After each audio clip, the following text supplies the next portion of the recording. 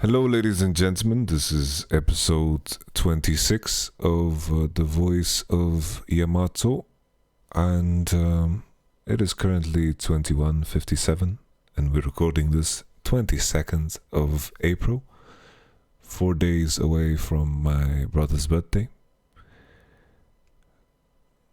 We just celebrated my girlfriend's grandfather's birthday. He turned 71 today.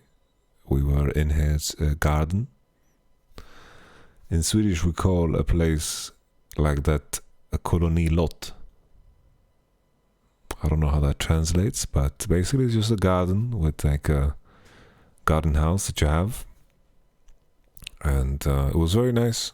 We made shashlik. I started a fire, and so like a coal grill, you know. Coal grill. I started a fire, and we made shashlik, which is pretty much just meat on skewers.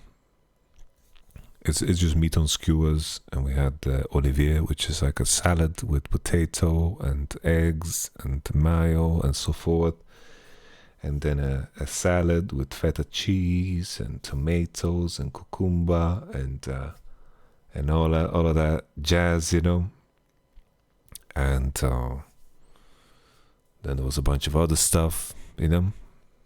We raised a glass in the honor of my girlfriend's grandfather. You know, he's always super nice to me. We have a good relationship. I'm happy about that, you know. I'm very close to my girlfriend's family. And then there was an additional announcement that was so nice, you know. So my girlfriend's aunt, she's pretty much the same age. They grew up together. They're pretty much sisters. They just announced as well that they're having a child, you know. Also crazy, you know. There was a bunch of other good news too. Generally, it's been a very positive day, you know. One of those days you're gonna remember, you know, for sure. It was very nice. And now we're here. We are here.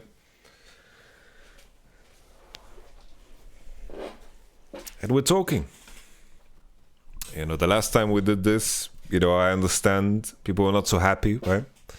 I always get clipped by this one channel, and people say that I say nothing.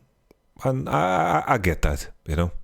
Often I do say nothing. I speak with generalities. I'm very vague because I don't want to cross any boundaries of, what could be considered a conflict of interest, right? For me to make my content more interesting and, for me to get views and so forth at the cost of revealing things that could be potentially, damaging or in any shape or form, bad for either my players, the organization, or for myself, I refrain from saying it, even if there's a 1% chance, right? Even if there's just a 1% chance. I try to stay very clear, and that makes listening to me sometimes very boring, right? And I get that. And I understand that completely, but this is a choice that I actively make, because at the end of the day, my priority is my coaching job, and that's it. And the only thing that I can really add is that I am not happy with my own personal performance and how I got the group to work together.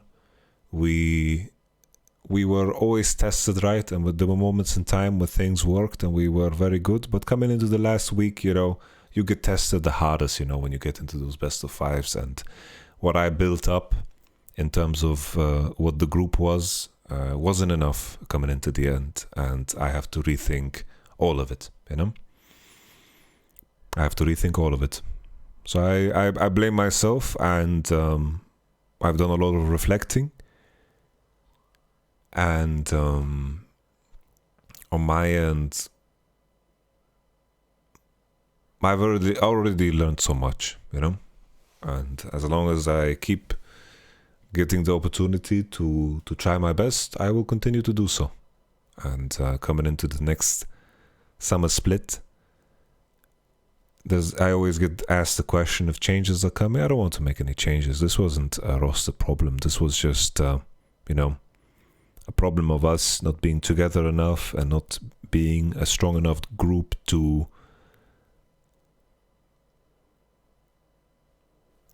just fight through the issues that we faced, you know, as a group. Because individually everyone's great. And now we have a lot of time to rethink, and you know, if you begin to replace players the moment you have issues, you know, you put yourself in a position where, you know, like different issues appear. You know, every dynamic, the moment you switch one person out, is going to be different. And now we have a lot of information on this dynamic, and we can set the right expectations and make the right decisions from day one, and approach the next challenges that we will face in Summer Split in a better fashion, in a more prepared fashion, because in the end we have a very strong roster.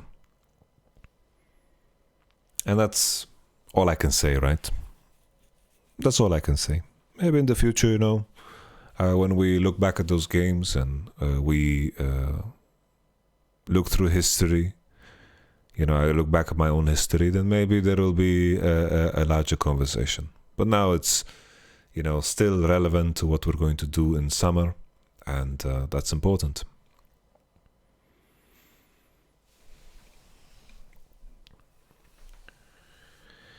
As a separate note, I am very sad about the fact that Paula and Elias felt forced to reveal additional information. I think everyone can do a lot better with just more empathy in their life. And it is strange, you know, how the esports community is so used to, you know, it's so used to having all of the information available to it, and how personalities are so close to everything. But even though the proximity of the fans and the people within esports is so close, people are completely forgetting the idea of humanity. And it was disappointing how in my mind, like how Doublelift handled it, like how many people handled it, you know. It was in a very childish manner, and people forget, you know, that behind the screen, behind everything, there's actual human beings. And I hope that this is the final time anyone needs to say anything about this, right? I already said my piece a long time ago that, you know, everything that it was justified, and the reasons why things happened, it needed to happen. And if I went back in time, I don't think I would have, you know, done anything different. I supported the decision and so forth, and that should have been final, you know. We as professionals, we're there to compete and to entertain, but that doesn't give people access to every detail of our life. You don't deserve that. You don't get that, you know. Everyone has a right to their own privacy, and it seems like people just completely forget, you know, that people are involved, and on the other side is just childishness and selfishness that has driven this situation to the point that it got driven to. It should have been final already with the first statement released. I hope finally we can put a pin in it and move on. They deserve peace.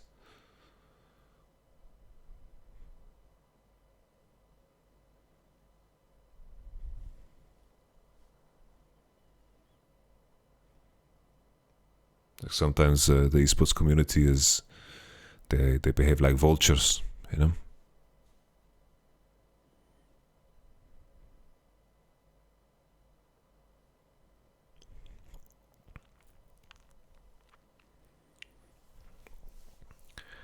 Yeah, I didn't understand how, you know, I hope people can learn from it, you know. In essence, if you don't know, then you don't know. It's just, you don't have to speculate, you know? You can just practice the idea of empathy, you know? So put yourself in other people's situations, right?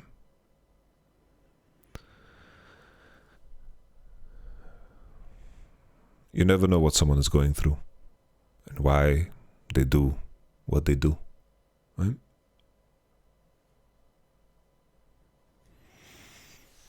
Okay.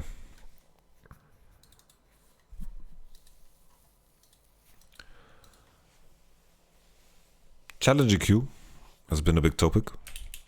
I wanted to comment on that too. Challenger queue. Challenger queue? Is that what it's called? What's the name of the queue in North America that pays out cash? What is it called? Champions queue. Champions queue. You know, the issue with Champions queue, it's like the current base of players, right? The current base of players, they got to the position they were in doing completely different things to get to the level they are, right? And North America has struggled, right, with some of the performances. Not as harsh as people want to make it out to be, because C9 has been an outlier, right, in terms of performance. I don't think TL was that bad, right, considering they had a group with was it Mad Lions and Gen G, you know? It wasn't like TL didn't do that bad last year, right? I don't think North America was like that terrible. But all in all, you know, Champions queue is something that needs to be around for a longer time before you begin to truly see the effect of it. And it seems like people are so quick to give up on it, right? Because a lot of the players that are currently in the league are players that have built up habits of their own. In my mind, Champions queue was designed for the people that already got the most out of the tools that were available to them. You can't expect people that didn't get the most out of North American solo queue and all of the tools that were available to them to get the most out of Champions queue either. And in my mind, Champions queue is there to usher in the new era of players who would actively use it to improve, and then actively also filter out the ones that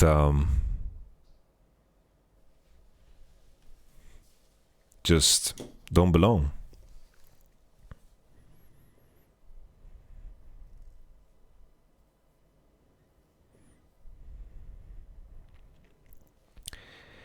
Yeah, I didn't understand why, you know, if you queue up for Champions queue, you know, just test champions, you know?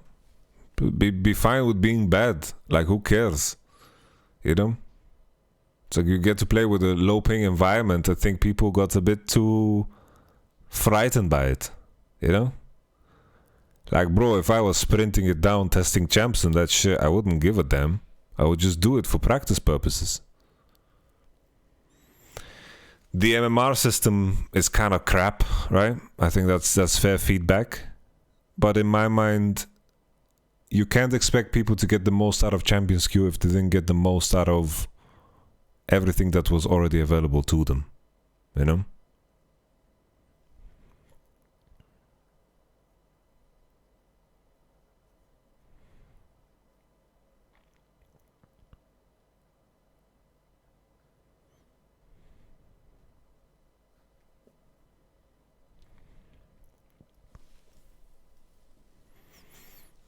But we shall see.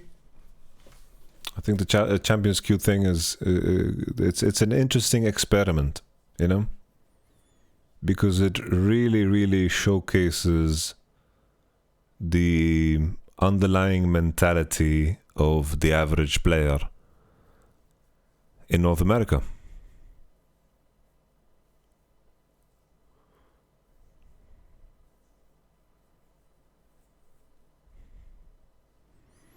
No, I don't care for double lift. It's just, I think there's a lesson in that where we can be more empathic, you know.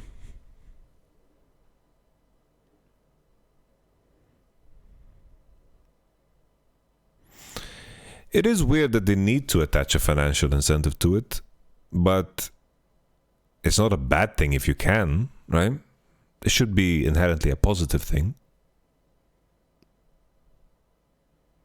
But in my mind, like if someone queues up and it's not in voice comms, then let it be, you know? Let that be it. People don't need to join voice comms, that's okay. Fix the MMR system, and you know, in my mind, it's like it gets to the point where maybe people, yeah, the second issue is like I'm not sure how you balance it out, you know. It's kind of weird because skill balance is definitely something that is strange. I feel like I need to maybe talk to Whippo and ask him how he felt about it. He's always very good at making up his own opinions. But in my mind, from outside, it just seems to me like it just shows the underlying mentality of what's going on in North America, right? But I think this was to be expected. If you can't get the most out of other tools, then why would they get the most out of Champions Queue as well? And then maybe there could be an opportunity for people to monitor more deeply people that are actually trolling or doing something worse or hurting the solo queue, champions queue, and then actually like usher in more players if there isn't enough players that are playing, right? I don't know if there was an active process to get more players to play, to invite more players that are actively high rank, or if players that were hurting that Champions Queue environment were actively filtered out. I'm not sure. So I guess I will just have to ask Bippo. I'll have to talk to him. Because the more and more I think about it, I don't feel educated enough on the topic to actively have like a clear opinion on what actually went wrong. So we'll see. I'll talk to Bippo about it. T1, very interesting team, right? I didn't really ever talk about it. I think they are a very, very impressive team on every level in terms of how they adapt, how they play individually, how they work as a team, how fluid everything looks, and how easy everything looks. There is class to it. There's a lot of class to it. There's this undeniable confidence in the way they play, and that is so lethal, very lethal. I'm curious to see how it plays out when they face, you know, actual controversy in terms of, you know, opposition. But with the level of play that they've showed so far, I don't know when that's coming. I really don't know when that's coming. And funnily enough, maybe the first big challenge will be that they have to play on 35 ping. Aye. That is kind of funny, isn't it? They have to play on 35 ping. And maybe this is going to be that one thing that throws them off. Because every other region has, you know, experience slinging it in the mud. North Americans playing on their 60 ping solo queue. Europeans also playing in a 40 ms scrim environment. 20 in some houses if you have fiber network. 35 ping. Yeah. That's going to be interesting. But I don't think the 35 ping thing is going to really make that big of a difference that not the best team is going to be winning. I don't think it's going to be that big of a difference. And I'm sure they're going to set something up for the Korean teams where they'll probably be able to scrim in such environments just to prepare them. I don't think that's going to be necessarily an issue. I'm curious how this whole Asian Games situation is going to pan out, because I've been following some of the news, you know, with Koma being very unhappy with the situation and how Kespa has, you know, put the players through additional boot camps and additional tests, and a lot of these players deserve to rest, and that's been quite the mess. Koma resigned as well. Like, it seems like gross mismanagement in terms of how the preparation is for Asian Games. I don't know how that's going to affect the players too, coming into MSI. And then it turns out that Asian Games is going to be delayed. He hasn't resigned yet, right? Only he intends to. I'm not sure. Is there a difference between the two?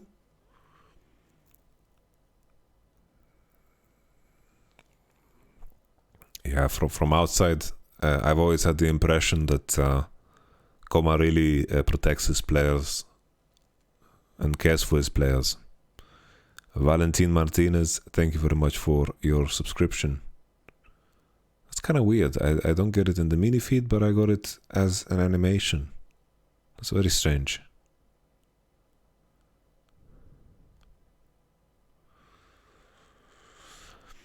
I think if you really want to win, right, then I think you just send the full T1 roster and then you put Canyon as a sub.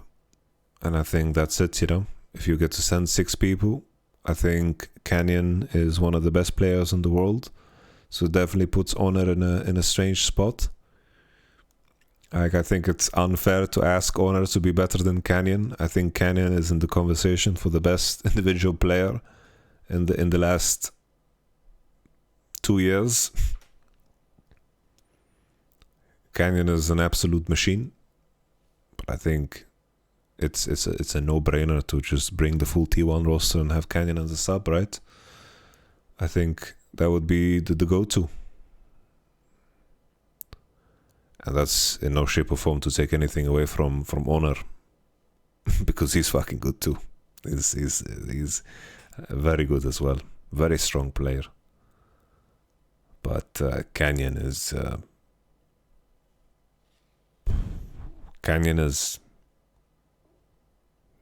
brilliant. Truly something else.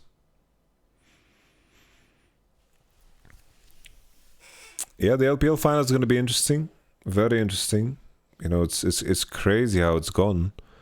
You know, the form of the teams has been so up and down. It's been very difficult to predict the LPL finals. I mean, the LPL in general.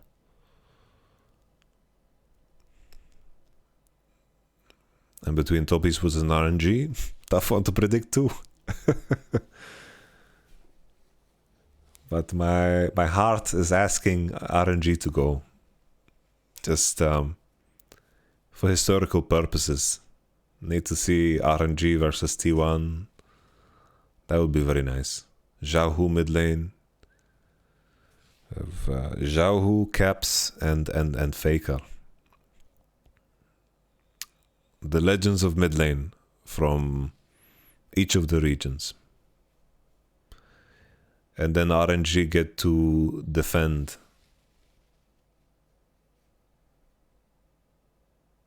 their previous title.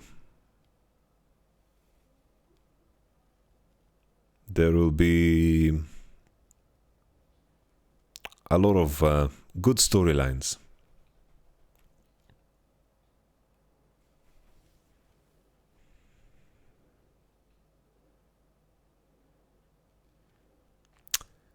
I think Honor has better improvement than Canyon, and Honor has been at one Worlds and he's doing really good. Meanwhile, it takes 3 years for Canyon to be this level. think Canyon has always been really, really good.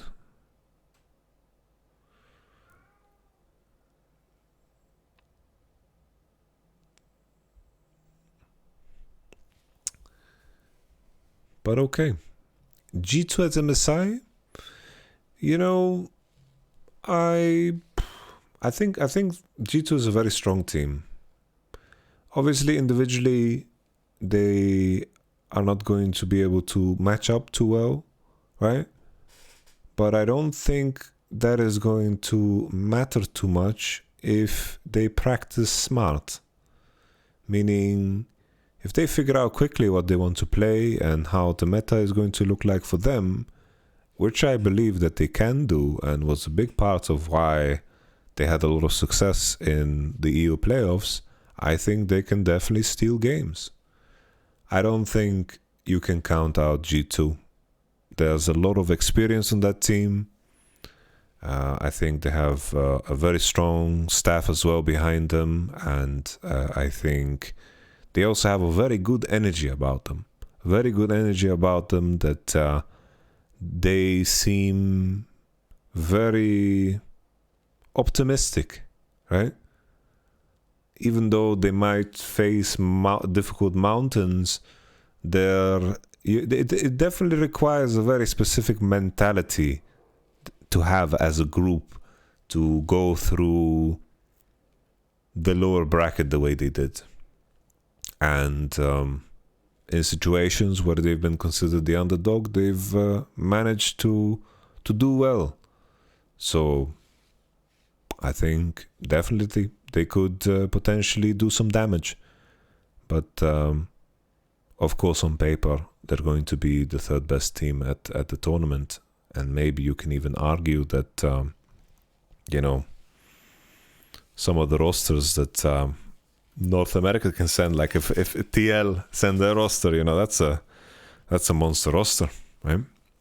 But to be fair, I have to add that I haven't been watching too much of the NALCS, so I don't know the overall level. I've watched some Whippo games, and it is weird to me to not see TL in the finals already. So I don't know what happened there. But we'll see. Do you think G2's bot lane can compete with T1?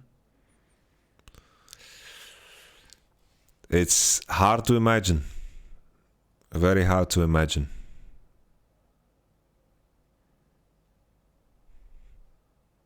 Korea and Gumayushi. Last year at Worlds, was Korea already in T1? No, he wasn't. Was he? Who was the support of T1 last year? T1 2021.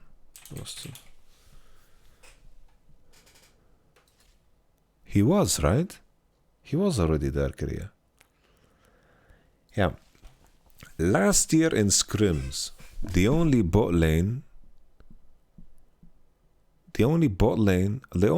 lanes that were like difficult, right, for our bot lane, Upset and Hilly, was honestly the best one at Worlds last year with the scrims was actually Viper Mako. Last year at Worlds, I felt like Viper Mako was better based off of scrims. Like Viper was vicious last year. But Gumayushi Korea, really fucking good too. Basically how our scrims against T1 went, it was fist fight to the death on both. Either we won or they won. But regardless of that outcome, we could either be 5-0 or 0-5. If our bot lane was 5-0, we would lose anyway. If enemy bot lane was 5-0, we would just lose faster. We couldn't win games against T1. I think historically, if I count all of my scrim games that I've had against T1 with Faker on that team, and even with close, like honestly, I think I'm trying to think. trying to count how many times I scrimmed T1. I think I have like 40 scrim games in total against T1. Maybe more. Maybe it's like 60. 60 scrim games against T1. And I believe I've won maybe 5, 6 games. 6 games I've won maybe. So it's a very low percentage, 10%. YamatoCannon with a 10% win ratio against T1. Games, like total games. So we scrimmed them plenty when we won Sandbox. And the games that we could win was when Fake was subbed out. But T1 have always been so good in scrims.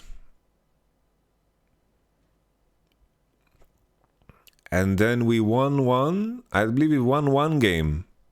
We won one game when Upset was playing Draven.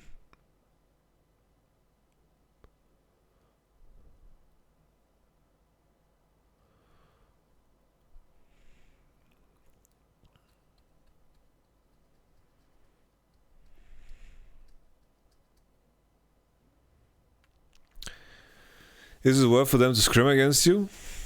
Well, it's rather fast. Honestly, when I was in Sandbox, we were beating everybody in scrims except T1. T1 was like the nemesis of ours. We were beating Damwon. We were beating Genji. Genji, we were like winning a lot of games. It's like Genji. I remember scrimming against Genji, and every game they just gave us the best possible Gnar angle ever.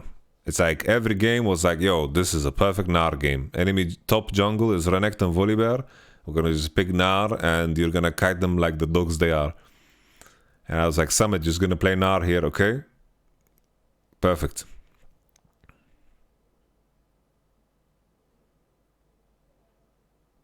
Did you scrim against Damwon Gaming? Last year at Worlds, we scrimmed them one day and we played 8 games and we went 7-1. Like our bot lane would, like basically Damwon's plan most of the time was to pick Yuumi and to get Yuumi out of lane, but we would dive Yuumi Lucian like 50 times. And I remember there was one game where Ghost was 30 CS to 140. I remember that. And then it was just a race of enemy top side trying to out-carry our bot side. Yes, I coach Sandbox. So I coach Summit and Sandbox.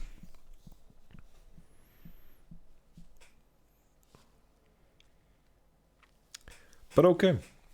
I think it's time for us to go to the AMA section of this episode. Let's open up Twitter.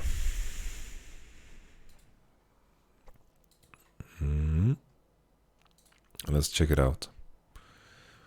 Msum asks, how do you deal with pressure from fans or generally from the outside? Do you sometimes feel exhausted? Also, you guys in the Fnatic squad doing something specific to blow off some steam? I personally, it's like you kind of get, you kind of have to numb yourself out against it, because in the end, like I have enough pressure on my own head. It's like I have a fear of being inadequate. I have a fear of being mediocre. I have a fear of not being remembered when I die. I have a fear of losing everything that I've worked towards, you know? It's like who knows with these sports, you know? Maybe next year, who knows what's gonna happen, you know? Maybe there is something so terrible happens that I no longer get to work with the job that I've been so fortunate to work with. You know, maybe sometime League of Legends doesn't function any longer. So this fear, even though fear could be considered, you know, as a bad thing, in my mind, fear is good. You know, it keeps me on edge. It keeps me sharp. It keeps me, you know, questioning what I do and my actions. I want to put in effort in order to be the best possible version of myself, because I am not going to let this opportunity be squandered, you know? I always look ahead and and push myself forward. So I already pressure myself so hard that any additional pressure is just air, you know? It's like the level I pressure myself at is maybe not healthy, but I wouldn't have it any other way. I wouldn't have it any other way because this makes me better, you know? I struggle with imposter syndrome, you know? Like often I'm thinking, yo, I don't fucking... It's like, right now where I am, I don't fucking deserve to be here. I need to fucking work my fucking ass off, you know? Every single day, you know? Every single day I work my fucking ass off because maybe I don't get the chance to do it tomorrow. And I wouldn't have it any other way. I want to be this way. Maybe it's not healthy, you know? Some days I sleep less, work even more. And I've learned a lot about myself in terms of how much I can tolerate, right? And the signs that I have when I'm beginning to burn out. So I can be like more aware of when I need to rest a little bit more and take care of myself. But this for me is the purest form of pressure, you know? The one that I apply to myself. And of course there's an obligation to the fans, and without them none of this would be possible.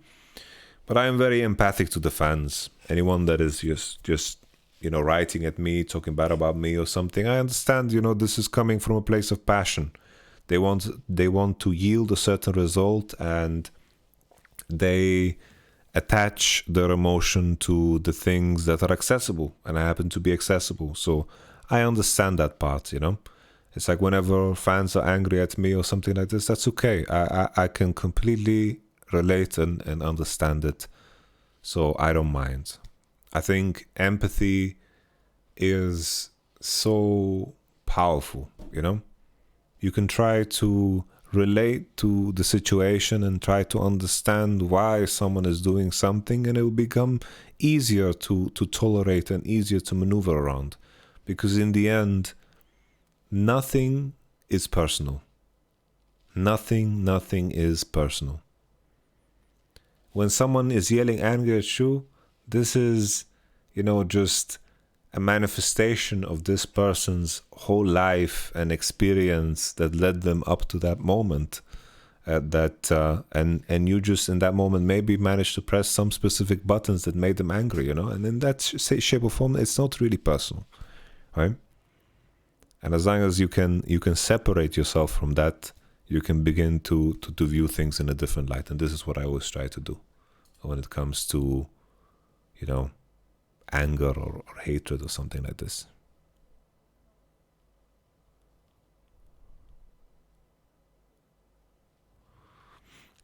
I think maybe fear is the wrong word, Wukong Menko, because it's like fear is good, you know, keeps you prepared, you know. It's an instinct that sharpens you, you know.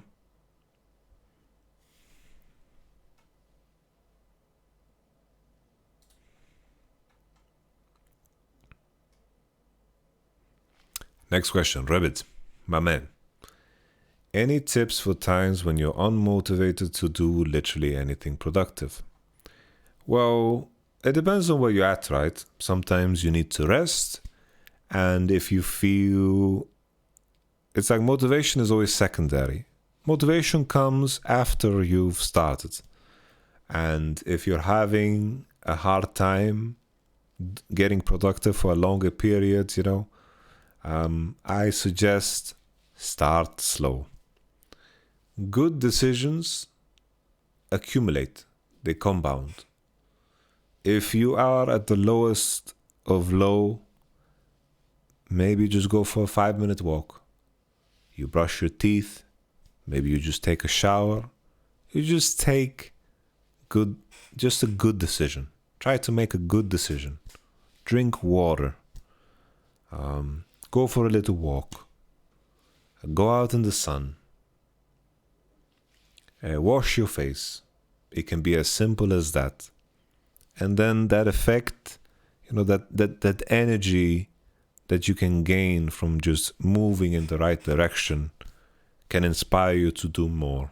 And this is where motivation awakens. At least in my experience, right? But I have found that often when I've talk to people and I give them the same advice, it goes a long way. It really goes a long way.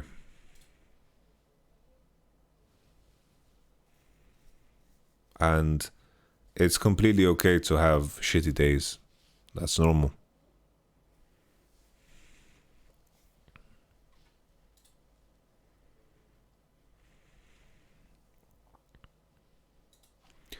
How do you handle stress situations where you are incredibly anxious?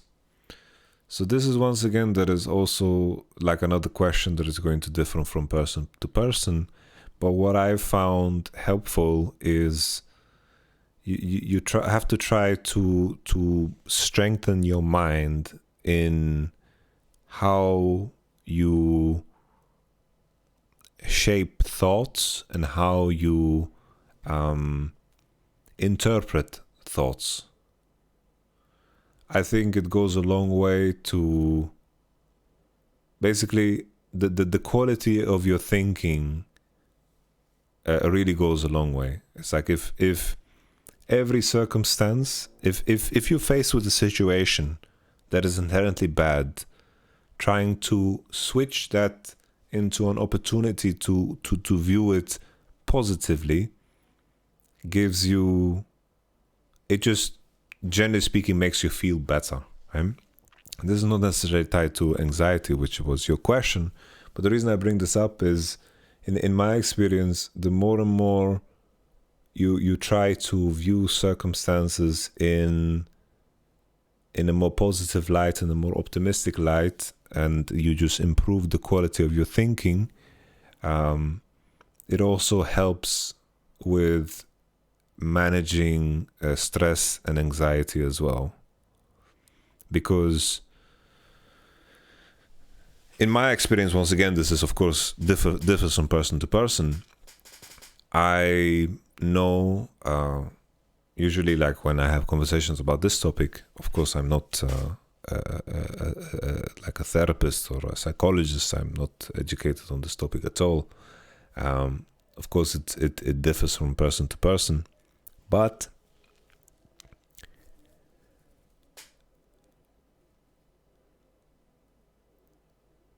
in my mind, like everything else, if you're faced with anxiety or stress or any type of negative emotion, I think the easiest way forward is to try to map it out. Becoming aware and accepting and recognizing your patterns as a human and trying to stay clear of those patterns, those destructive patterns, is usually, the path to mindfulness. The more and more you become aware of yourself acting on your thoughts and your emotions and what patterns you find yourself in, like what makes you angry, what makes you anxious, what makes you stressful, as the more and more you begin to reflect on the idea of what are the patterns that bring that forward, you'll begin to realize, it's a process of, this makes me angry, right? Is it rational for me to be angry in that moment? No. So you've accepted that it's something that is inherently bad, right?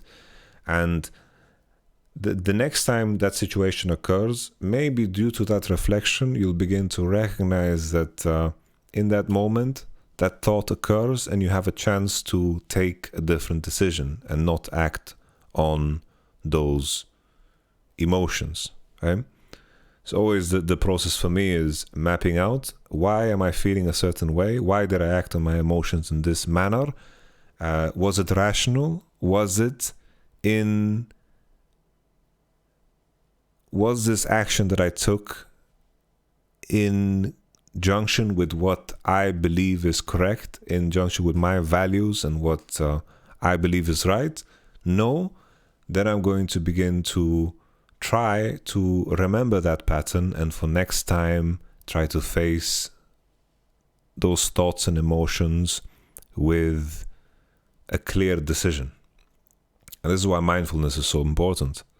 Mindfulness allows you to give power to the correct thoughts, because we as people, we have millions of thoughts on a daily basis, Even the most optimistic and the happiest people of all time, they also have negative thoughts. But there's a choice there to not give power to that thought, right? There's a choice there to not give power to that emotion, because we have a million thoughts and emotions that cross our mind and pass our mind on a daily basis, and it's just important to empower yourself to make a choice and not let yourself go. And this is something that takes practice. But of course, I underline this with, I am not a psychologist, not a therapist, and depending on what level you're dealing with this with, maybe you need professional help, right? Maybe. But I'm just sharing something that's been very helpful to me and helpful to others that I've given this advice to. Because you need to empower yourself to make choices about how you are and how you act. People that tend to be very negative and angry and so forth, they don't have really control over how they act. They just kind of let themselves go. And I don't believe in that. I really don't believe in that. If you want to be a certain person, you want to act and live by certain values, and you want to be more happy, and you want to actively be more optimistic and positive as a person, it is the challenge of building up your mind and recognizing your own destructive patterns. And when you begin to map out those patterns, you can actively pursue a change, because the more and more you know about yourself, you can position yourself to be in a spot where you can take a decision on how you want to be in those moments of weakness. And then you will become stronger. Next question.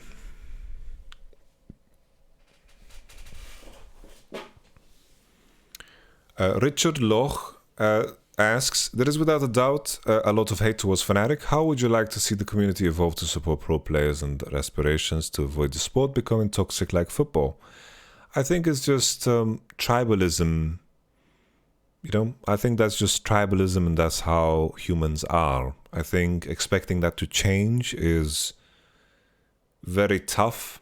It's like the same thing as Riot tried to battle toxicity, right? And it just doesn't really work, because this is inherently just human psychology. So if fans become as toxic like in football, it means we've reached a size that is, as big as football. And I think that's something positive. I think it's just a sign of passion, and that takes shape of many different emotions. Because I think when people watch sports, it is fun to live through other people and allow yourself to have some stupid fun and to just follow along the ride of your emotions. Even I, as a competitor, when I watch Drive to Survive, I become a chimp. You know? Like, sure, I don't say, hey, Hamilton, you piece of shit, why didn't you fucking drive faster, noob? No, I don't do that, but I can understand the fun in that, you know?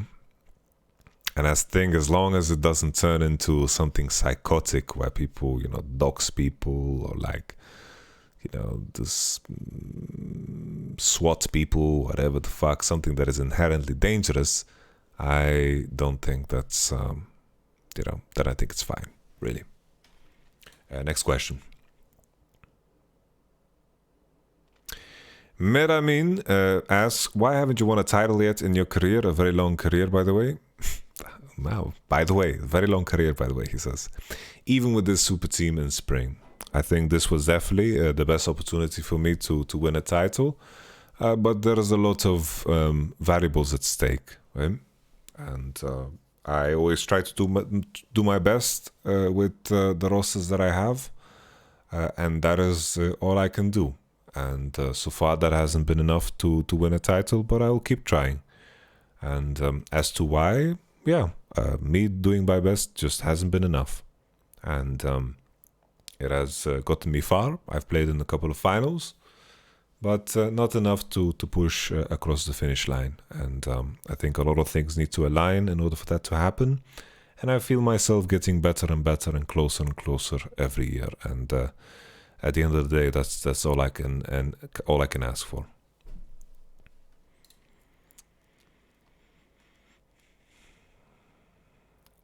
Sen asks, it seems to me that among the league community, statistics and how to engage with them is widely misunderstood, both on the fan as well as the team side, as statistics do not give an answer but rather point you towards something to investigate further. What are your thoughts on this? I think statistics can be very deceiving.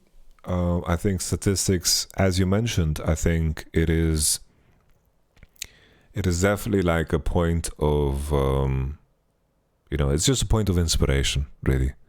It's like you look at statistics and then you look at what, let's say I want to check out the best team that places the most amount of pings. And then maybe I take a look at I take a look at that team and I look deeper. It's just a point of inspiration. Nothing more than that. You can't really make factual statements. You can write off a statistic, you can. I know someone's going to say, well, you can just say that he has this amount of blah, blah, blah. No, well, you can't give like active information about how someone plays based off of statistics in most cases. It's usually, you can't take for granted that statistics is not hiding something, because you have to look at gameplay. It's like when someone says, wow, this guy is so high DPM, he must be like so fucking good, and then every game is playing Ezreal. It's not really that great, because a lot of that damage doesn't matter. Or let's say someone is performing super good and has many kills, and then it turns out he's just been playing Jinx for the entire split, and no one really banned it. And then when it comes to playoffs, it's getting banned and he's not playing as well, or he got nerfed. Blah blah blah. You get my point, right? There's always something to investigate, and you need to have a good eye for the game, and you need to be able to look a little bit deeper in order to really make use of statistics the best way possible. An was möchtet ihr in der Offseason arbeiten? Einfach alles, Bruder. Ich muss alles erneut denken. Das ist einfach so.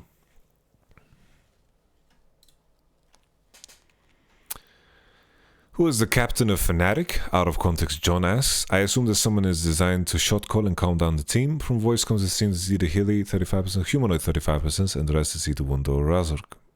No one is really a designated captain within the team. It is something that I've thought about more and more, and I don't feel ready to give someone that responsibility. I would have to think about it a lot more, but I think it makes sense to give that responsibility onto someone. Usually, as something begins, or a summer split begins, the responsibility, it balances itself out within a team. You're committing to 5 players, and then the dynamic kind of unfolds, and then you have to push people in the direction to solve some of the holes and fill in some of the weaknesses that the team has. And in our case, everyone has different contribution in communication and also in play. But I don't believe in the idea of shot calling or calming down the team so much. I think in essence, the best way to achieve this is for people to have the same level of knowledge and the same level of skill, and at the same time that individual ability to calm yourself down, and then everything else is just reminders when people stray off the path that you want to achieve within the game. Ideally, you find a place where the only communication that should occur is I'm stronger now. Yeah, we're stronger. We agreed it was stronger. Okay, we're gonna match them. We play topside, and that's it. You play topside. Everyone knows what it means that we're playing topside, and then the game plays itself out. Oh, we team fight. Yeah, Kai for me, and then we win. Okay, we're gonna rally around the TF card. When TF card is up, we push it forward. When TF card is down, we back off, and then we play like that. Very simple things, ideas that everyone can rally around, and within that, it's important that people understand their role in that process. That's like the ideal line. And often what communication is being used as is like a crutch and a tool to bring back people that forget. Because it's so easy in League of Legends to lose your mind, because we play so many games. Like I've probably played more than 50,000 League of Legends games in my lifetime, if I count scrims and all of the jazz. Like the amount of games that I've been a part of, either as a coach, a spectator, or a player, it's like immense. So it's very, very natural that my brain tries to conserve energy by simplifying a lot of the actions. So a lot of things can turn automatic, and that can be dangerous, right? You need to actively think, you need to be very disciplined in your play, right? So it's like often communication is like reminders of things that people should know. It's like calm down. It's like, yo, guys, let's refocus, let's calm down, let's breathe. These are things that people should know, but they serve as reminders, right? Same thing as like, yo, we're moving into topside, we're preparing for Drake. These are things that people should know, but they are reminders, you know? This was kind of a different answer to your question. A little bit of a different answer to your question, but it's somewhere along that line. Coaching question from League Analyst. He's a very nice person. I like you. Coaching question. When having an unbalanced skill level between players, does it make more sense to aid the weak link to put your resources into the stronger points? It always depends on the meta. I think it is easier to sharpen your blade instead of oiling your shield. I think you can get further by, working on your strength. It's like last year is a good example, right? We just committed all the way to make just annihilate people with our bot lane. And then the pressure was just too heavy, so people had to react, right? And then at the same time, we tried to make it so Adam, had an easy time fending for himself. And we tried to help him as much as possible. But we sharpened our blade. And we got to the finals because of it.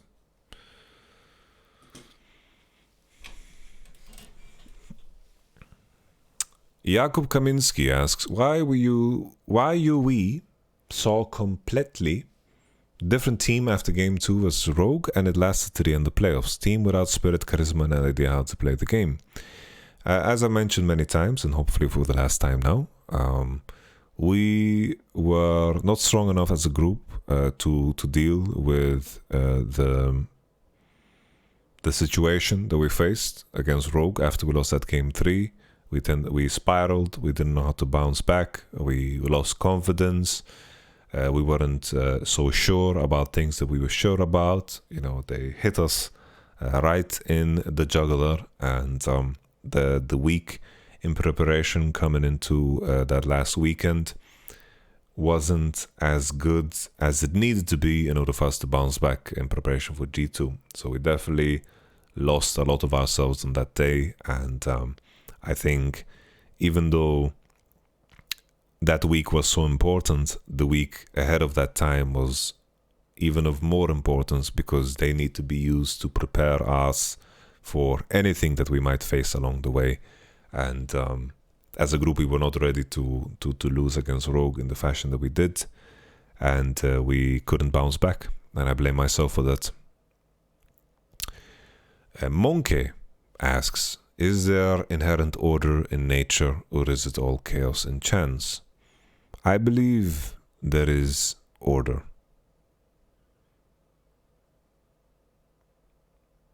But it's kind of strange, because there is order in the chaos. It's like our perception, we'll always view it as chaos. But I think on the deepest level, there is order. But that order we will never have the ability to interpret that order. So for us, the practical thing is to accept chaos. because we will never be able to understand the variables of everything. There's too many variables in our life. It's like that are just impossible to account for. At least as humans.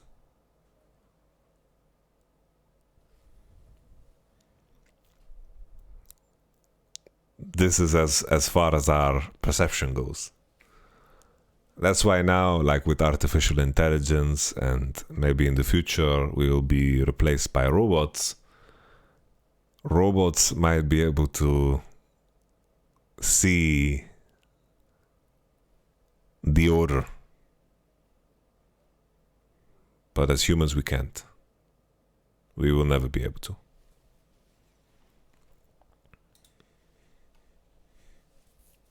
And I think there's a lot of beauty in that. It allows you to be more grateful. Or they will bring even more chaos. Maybe. Maybe, my friend.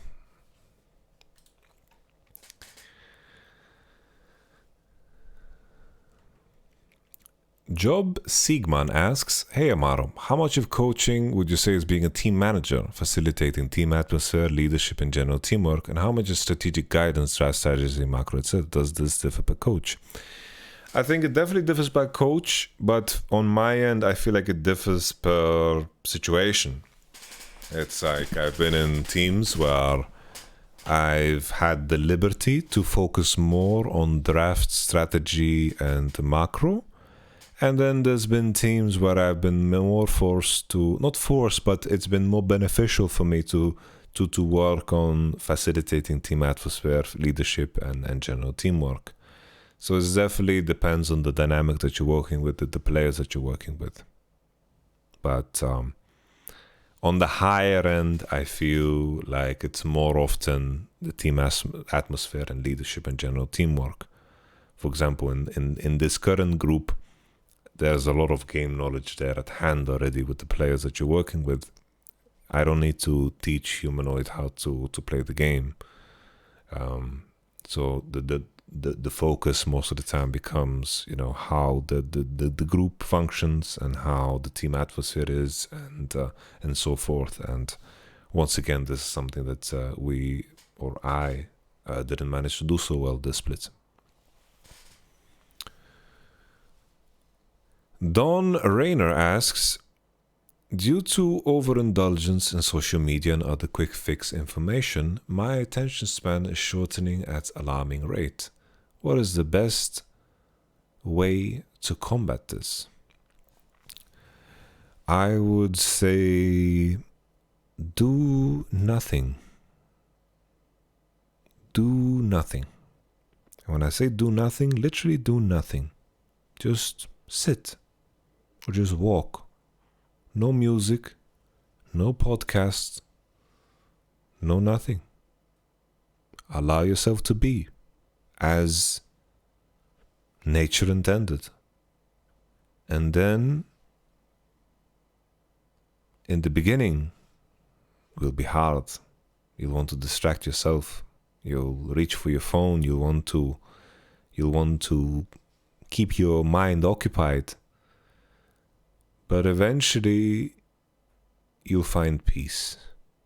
And then thoughts begin to come to your mind in in such a clear fashion that is truly enlightening. I realized this when I had no internet on my phone, and I had a 30-minute commute from work to home. And during that 30 minutes, I was in the S-Bahn. Actually, it was even longer than 30 minutes, 1 hour. I was just in the S-Bahn. And that silence during that time and doing nothing really made me feel in tune with myself again. Because the more and more we consume, the more we suppress our own mind and we no longer face the truths that we need to face. And that's why often I feel, this is of course just me speculating, but it feels like our generation is a lot more unhappy. I believe mental illness seems to be at an all-time high. Once again, I could be wrong on this. I feel like we don't unpack what we are going through as people, and I think a lot of our thoughts and our mind becomes suppressed due to overconsumption of information. It's not natural at all to have access to as much information as we do. It's a double-edged sword. We can read about anything, but it's inherently also addicting. The way a phone works, we have like such a powerful computer right next to us, but on that computer there's so many applications that are trying to do everything they can to keep your attention. They've been engineered with the sole intention of keeping your attention.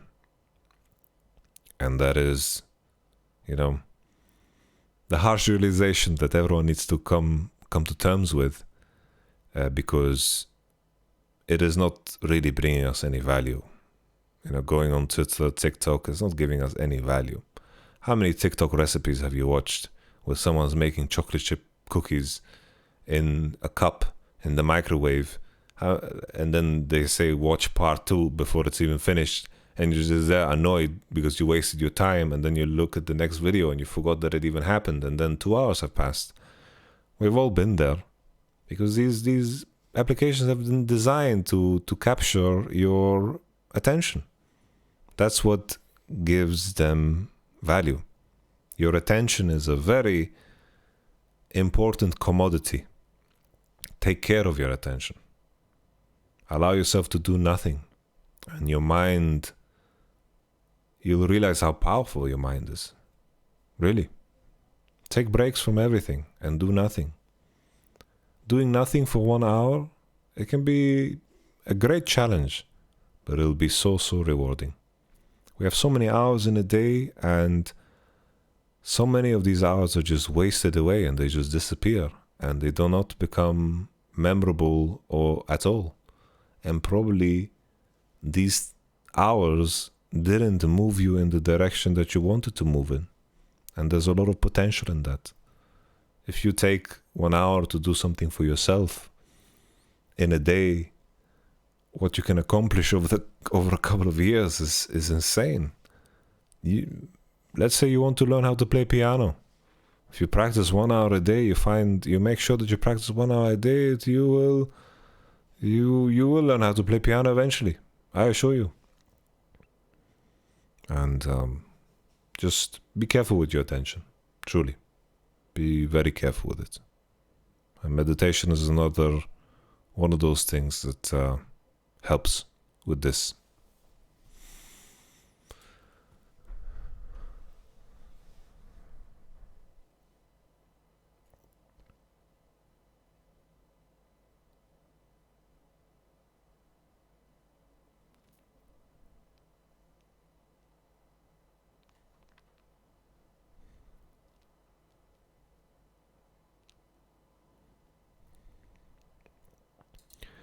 Let's Fnatic win. Can you spell stun Z backwards? Well, you're asking me if I can spell, but can these nuts fit in your mouth, my friend? Let's go to the next question. Tishan97. White or red sauce on your spaghetti? Why? I'm a big fan of tomato. I just like tomato flavors. Red sauce is nice, but honestly, white sauce is also nice. I think it depends on the type of spaghetti and also the type of meat that is involved in the spaghetti. But if there is no meat at all, I think red carries a stronger flavor. So it has the power to stand alone. Carbonara is very nice indeed. Tishan also asks, who was your biggest role model growing up? Honestly, my brother. My brother's always been an inspiration to me because he manages to be the best against all odds. He has a black belt in karate. He is one of the top performing dentists. Krufix, thank you very much for thank you so much for your subscription. My brother had a dislocated disc in his spine that was pressing against nerves that made his legs his legs were just completely fucked. Like he could barely walk. And when I saw him in pain, it was terrible to see him in pain. And I know how this guy can take pain because I've seen him fight multiple times, spar, and he took punches and it didn't fucking mean anything. So when I saw my brother in pain, I knew this guy is going through hell. And my brother managed to, like, he still kept going to the gym, rehabbed himself, and still went through dentistry school and figured that shit out on his own. An absolute fucking machine. And to this day, he still has pain and issues with his neck and with heavy headaches and migraines, and he still keeps delivering. My man is a full-time dentist. He has never taken a sick day in his life unless he was forced to, due to COVID and protecting other patients. He's probably the most beloved dentist in the whole city. He's fully booked for the next couple of months. He's absolutely brilliant. And at the same time, let me tell you guys, he competes in bodybuilding. So he cuts weight and he is like fucking 5% body fat. He's lean as a machine, and he just, whatever he puts his mind to, he figures it out. He figures it out.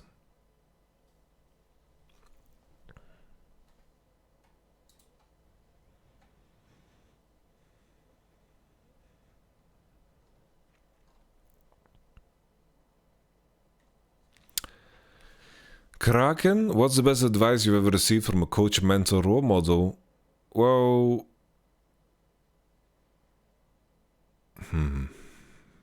honestly, it's like Naval Ravikant said some things that were very eye-opening to me, and that was, he was on the Joe Rogan Experience, and he was talking about how he reads and how he views his own time as a commodity, and how he is a generalist in terms of how he learns things. So basically how he reads is pretty much he reads a page and then reflects upon that page, rereads that page, and keeps, truly soaks in the information. Basically, he made the point that he would rather read the same 100 best books instead of reading 10,000 books. And that changed the way I kind of digest information, because it's so easy to overindulge in good information that maybe nothing sticks. And there's a couple of books that I always come back to, that I reread and re-listen to on Audible and so forth, and that was really eye-opening to me. Another thing was that he mentioned is that you need to set yourself up to make your money work for you, and to put an inherent value on your time, like in terms of like there's ways to use your money to make you save time, and there is an inherent way to build value.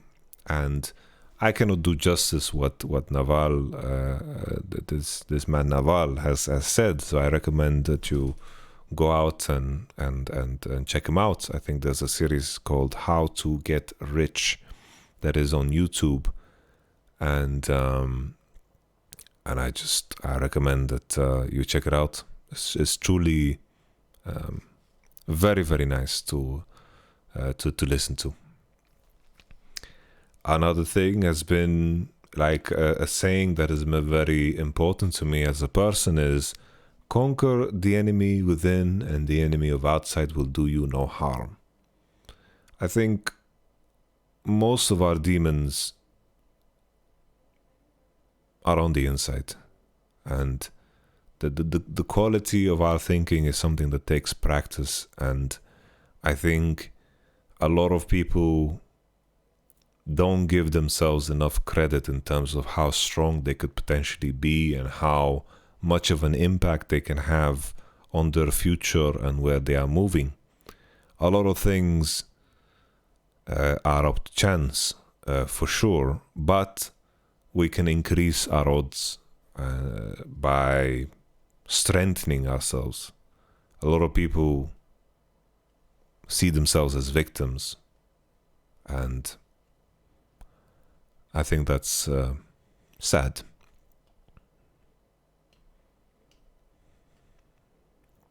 Another thing that has really shaped me as a person is to never take anything personal. Ever since this, it's like I rarely find myself, like I'm never angry at anyone. Like, maybe for a moment, but then you realize, hey, it's irrational, I'm being silly here. You know? It's like, nothing is ever personal. Yeah, you always ask me if I have chest hair. Stop being such a weirdo.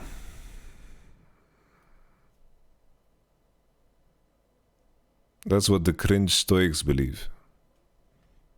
Believe what?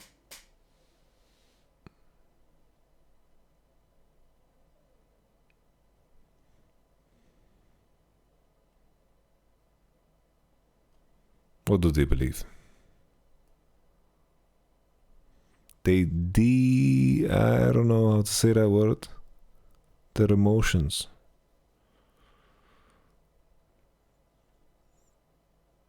I don't know what you're saying, but nothing is really personal. I think emotions are very powerful, right? But it goes both ways. Anything that is inherently powerful can be used for good, and it can be used for bad. And I think it's important to be able to empower yourself to make choices, right? To make the choices that follow along on the journey that you want to be on, right? In accordance to your values. And you know, if you're feeling happy, you know, acting on that is good, you know. But if you're feeling angry, most of the time acting on that is not good.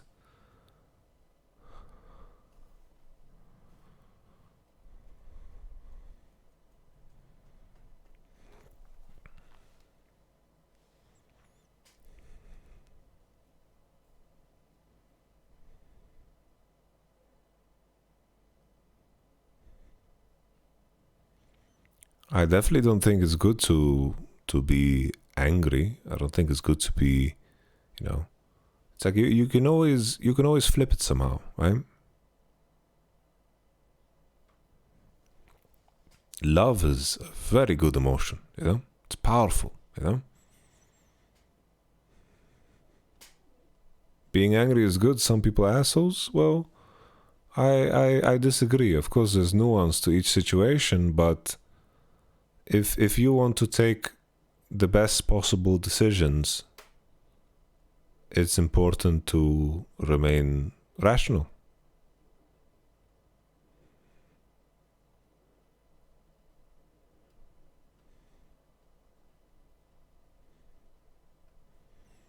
Yeah, of course, being angry is okay. It only depends on how you express it. Of course, yes. That's why it's like, are you doing something that is destructive? That is like the inherent line that you need to draw when you're exploring your own expression of emotions. Is it destructive? Is it against the values that you believe in? For example, let's say you get angry at your spouse, right? You get angry at your spouse and you shout. Maybe, you know, shouting is not good, right? Regardless of the situation, shouting is not good, right? You don't want to shout at your spouse. Your significant other doesn't deserve that, right? So this is a circumstance where emotions are destructive, right?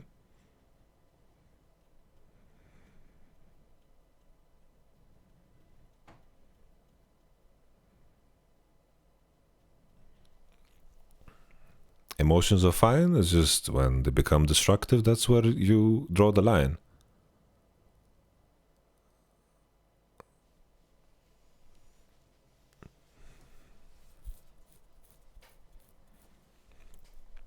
And the thing is, little bird, this is where rationality comes to mind, right? If you want to have a certain effect, then I'm certain that, you know, if you want honey, kicking the beehive is not the best way to do so, right?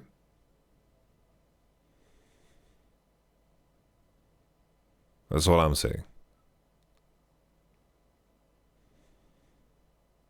There's a line where emotions can become destructive.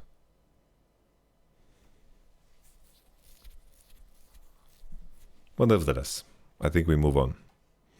What do you tell your hairdresser to get this haircut? Bro, what is this haircut? This is not a haircut. This is a madness.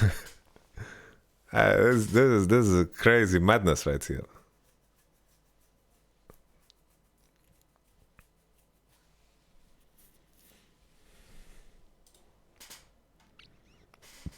Kiryu asks a very interesting question. I like this question. Were there any players that crucially changed your view of the game? Like on first-hand interaction, Jizuke changed the way I view the game. Hilly, humanoid, and honestly, Senkux. And then also Yankos, if I think back at past teams. And then also Extinct and Mythi. These are 7 players that come to mind where I've had first-hand experience. From second-hand experience, meaning I didn't directly work with them, but I either got like crushed by them or I watched them play. Faker, Rookie, The Shy, Doimbi. Canyon,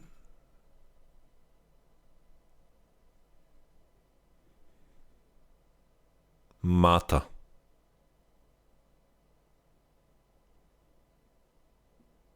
yeah, that's it.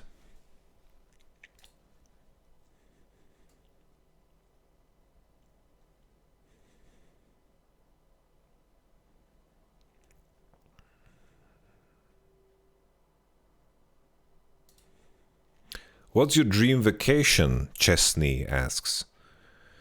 Well, Japan is just a dream location. Honestly, Japan is amazing. I was in Japan for 2 weeks and there was nothing I could complain about. Nothing. The only complaint I had in Japan was that I wish I was more hungry and my belly was bigger so I could eat more. That was my only complaint about Japan. I wish I could eat more. I even considered vomiting to eat more.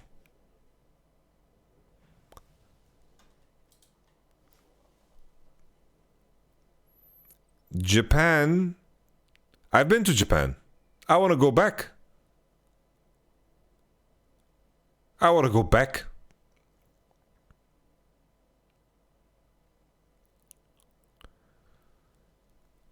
Let me tell you guys a story of a day in Japan. I looked up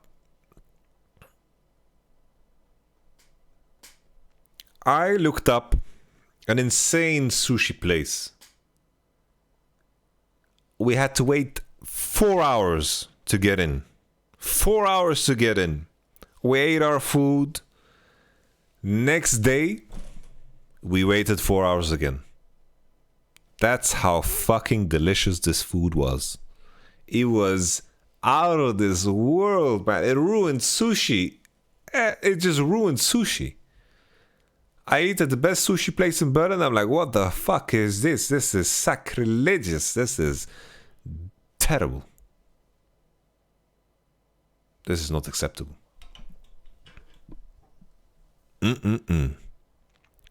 5 a.m. Okay, so let me tell you this. We were always, me and Elena, we were always outside at 2 a.m.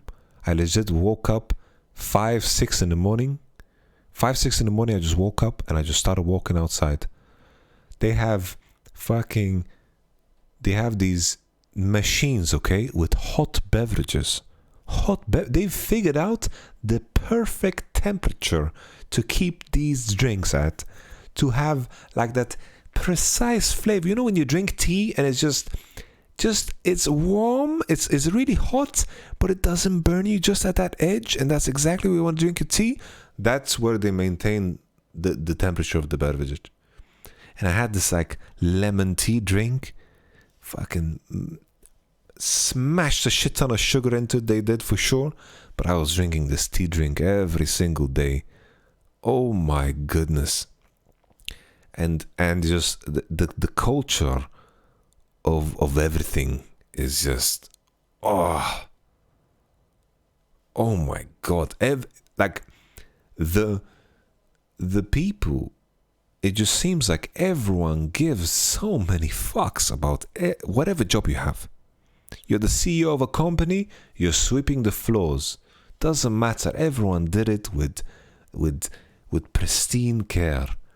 And I could walk into a gas station in the middle of the night and eat food that would taste better than most places I could eat at, because the people that worked there, they did it with such immense care. And just the level of products, it's just echoed throughout the whole country.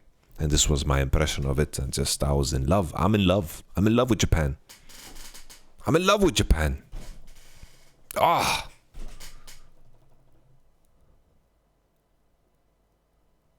I'm in love with Japan.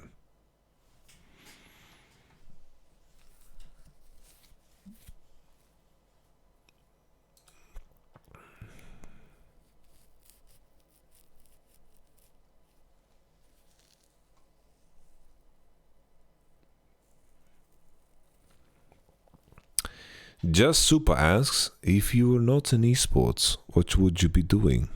I have no clue. I would probably try to learn coding and web developing, and I would try to become an engineer, and I would try to participate in the Web 3.0 development as much as I could. As much as NFTs are hated, I am very intrigued about the digitalization, that's a tough word to say, digitalization of our society and our world. And I think that's going to be the next step in the metaverse, and also in also in generally speaking, right? Web 3.0 is definitely the future, but we are very early. Crypto is a big deal. Yeah, betting on crypto is betting on the idea that we're going to live in a more digitalized world.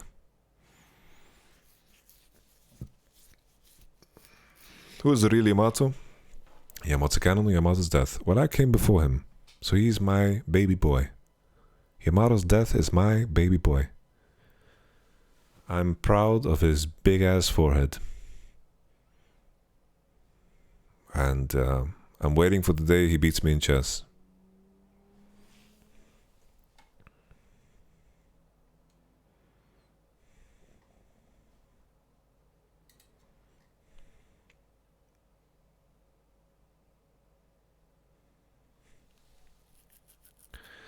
Kurun6 asks, what's your favorite food, but like not something popular like pizza, pasta, etc. Well, there is something called plov.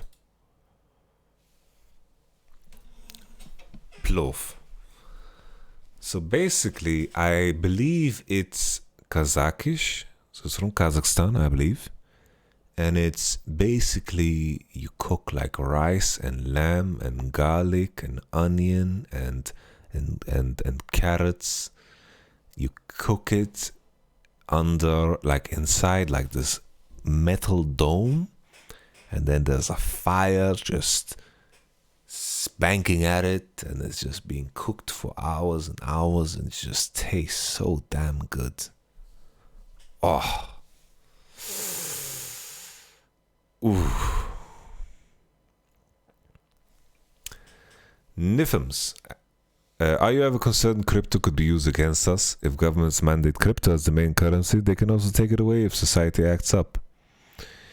Yeah, that's definitely a concern. I remember reading about the idea of moving in that direction.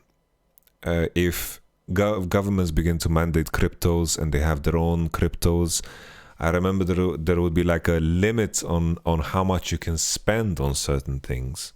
Basically, it's like they would control societies. Like, let's say you have a card that you pay things for with this would pretty much be your digital currency, and then this card would only allow you to buy a certain amount of meat, and then maybe it would only work in certain shops, and then there would be like exclusion and so forth, and there would be like a massive level of control, and this would be the danger of that such digitalization, right? To some degree, physical currency, to some degree there is that already, right? Like, I mean, not exactly that, but there is a degree of control that the government still has when it comes to physical currency. If you think about how much money has been printed over the last couple of years to stimulate the economy during the COVID times and so forth, and a lot of money just being deflated in value, and this is something that the governing bodies have control over. So in essence, they can make your currency and your money that you've worked for obsolete and useless, right? That has happened in countries. That is also happening on a grand scale with all currencies, right? And the beauty of cryptocurrency is that the idea that needs to be maintained is decentralization. And I truly believe in decentralization on many scales, because a lot of people rely on platforms, right? It's like, for example, Twitter. I have followers on Twitter, but inherently I have no value because they could choose to ban me one day, right? So I don't own anything. Same thing with YouTube. A lot of people making money of YouTube, and a lot of people got kicked off of YouTube, and a lot of people no longer had any ad revenue and so forth. What they had as their ownership and their way of making money was just removed from them, right? It was very centralized, right? Information is centralized now, money is centralized, and it's controlled by governing bodies with, their own biases and so forth.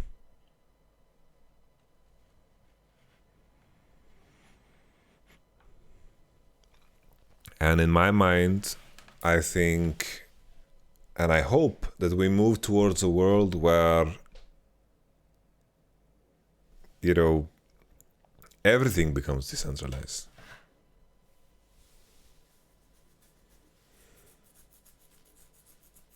That the relationship between creator and consumer is direct, rather than having 15 middlemen that have to put their dick into the pot just to say that they had something to do with it. I hope it gets to that point. And I hope that it gets to the point where the marketplace is that open, where you can easily, if you need something specific that you can find that, you know? I hope so. You know, and in that process, you know, of course, it's like we often joke on this stream about a lot of the NFT projects that get sent our way. Like most NFT projects are complete garbage and completely useless, and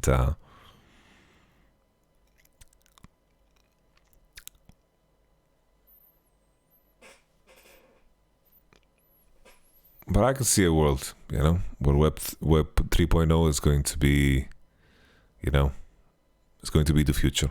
I believe in the digitalization of our world. I think it's going to happen. I feel like it's inevitable.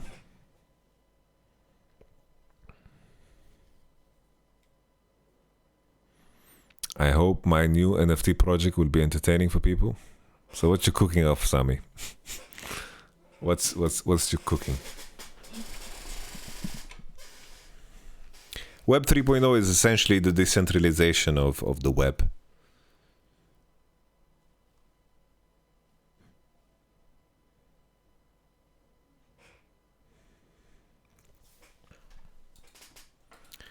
Let me find a better way of explaining it.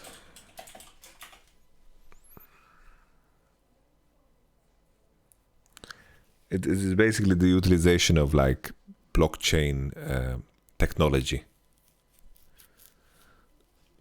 And beyond such an explanation, I am out of my depth. Fish community that will be competing with one another. Are you in contact with the players since spring ended? Slightly. Some messages here and there, but I'm giving everyone their space, you know? I also need my space, you know?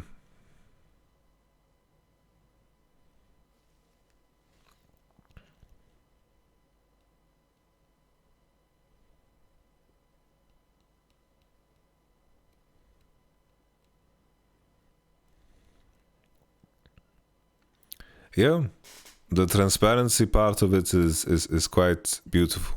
The transparency, the decentralization, all of these aspects are very good. Which is gonna go. We'll have to go a long way to educate people to not send their money to not get scammed and to give out their seed phrases. But it was the same, you know, like I grew up in the day and age where, yo, you're gonna put your fucking credit card on the internet? Are you fucking mental? Yeah, we're not buying anything online. I remember my parents telling me this. Yeah, we're not buying anything online. RuneScape member? You're gonna put in my card online? On this RuneScape website? Fuck that. And how... Like nowadays, it's like, yo, Google Pay, swipe that shit, PayPal, baby, fucking put my card, fucking, I'm swiping anything I see, fucking, online, pay, you know, it's just fucking, it's just a question of education, you know, it takes a little bit of time. It's like, no, oh, so many people getting scammed in the crypto space. So many people are getting scammed in the crypto space. Yeah, it just takes some time to educate. You know, take some time to educate people, and we'll get there. You know, things will get easier, things will get, you know, simpler, and it'll be fine. You know, just the Web 3.0 thing, it will eventually happen. Just give it a couple of years, and play to earn is going to be a thing. Crypto is going to be more common, and the use of blockchain is going to be more and more common too. It's funny when people talk about how, you know, people are so quick to say, yo, NFTs, they and crypto, they are so bad for the environment. It's like Facebook is bad for the environment. Let's imagine their data centers, how much energy they are draining, you know? It's like, what do we compare it to, you know? What do we compare it to when we say that, you know? And for sure, there's many ways to improve, you know, how a lot of the Bitcoins were being mined, and, you know, how the Ethereum is going to have a complete, you know, rework in terms of how they are going to do, like, no longer, they're going to have proof of stake, right? And Ethereum is going to have a complete revamp in terms of how it's going to be minted and so forth. And it's like, in my mind, you know, as I'm talking about this, I realize I know jack shit, you know. It's like, why am I even talking about this? I don't know anything. So I think it's a good time to stop. When I begin to talk shit, that's a good time to stop. I definitely remember the time, like when people just kept money in at home. It's like, yo, fucking, we're not gonna keep money in the bank. We're gonna keep money in the bathroom. We're gonna hide money in the bed.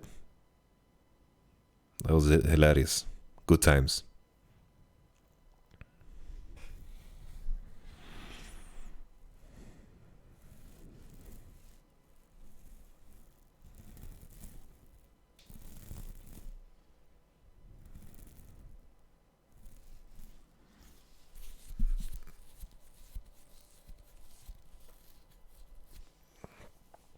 But yeah, I wanted to end on a note that I am going to begin to host guests on the Voice of Yamato. I think people are tired of me talking, so I'm going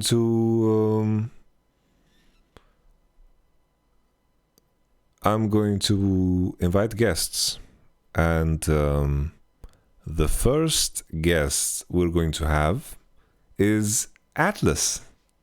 He confirmed with me today that on Tuesday at 4 o'clock, we're going to have Atlas. And that is Atlas Casts, the man who cast the World Finals last year. And we're going to have a chat. He is someone that I hold dearly. Every interaction I've had with him has been very pleasant. I like him a lot. He is an absolute treasure of a human being. And I'm going to get him in here. We're just going to have a chat. And we will see where it goes. So that's exciting. And then hopefully I'm going to ask a lot more people. I hope I'm thinking of inviting Jizuke. Thinking of talking to Bwipo, maybe after he wins the finals. Maybe we're going to ask to talk to Dominate, maybe Thorin, Kadro. You know, I have a lot of people in mind just to have a conversation, and I would like to learn more about people. You know, life is so much more fun when you accept the fact that every person out there knows something that you don't. Every person in the world knows something that you don't. They know something more about something that you don't. Maybe not babies. So babies are pretty like stupid. They probably don't know much. But you get my point, right? And if you begin to see it in that light, it's like, what can I learn that is new from this person? And then you begin to really dig deep. You say, what is the piece? What is the knowledge I can extract from this human being? And that to me is what curiosity is. So I'm excited to extract some knowledge from Atlas, one of the best casters in the game. Then maybe we can talk to Captain Flowers. We can bring in some of the NA people, Kobe, maybe Freak. You can talk to us, you know. We just have to press the right buttons. We can press the right buttons and just find, you know, find what they're passionate about, you know. I am excited. I really love the chill vibe of the podcast when you talk and read almost everything. I'm afraid there's going to be lost with guests. We'll get separate personal podcasts and separate guest podcasts. Guests are super fantastic idea anyway. Maybe. We'll just see. It's like this. I'm doing it as long as it's fun, and that's the main thing for me. So we're going to talk about Genshin Impact in the next episode, and that's that. I'll catch you guys on the flippity-flop. I'm going to go to the bathroom, and then maybe we'll play some solo queue. Thank you so much for watching. Be right back.